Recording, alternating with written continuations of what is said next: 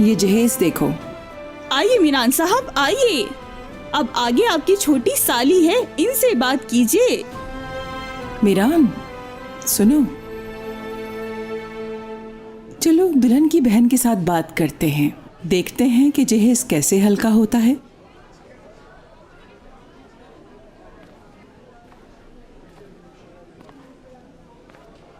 ये संदूक कितने में हल्का होगा छोटी मैडम?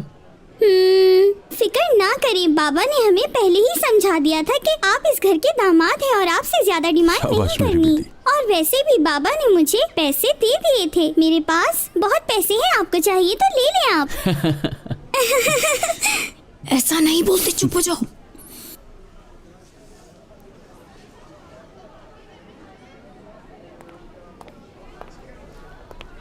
गुल साहिबा, अगर आपकी इजाजत है तो हम अंदर आ जाएं?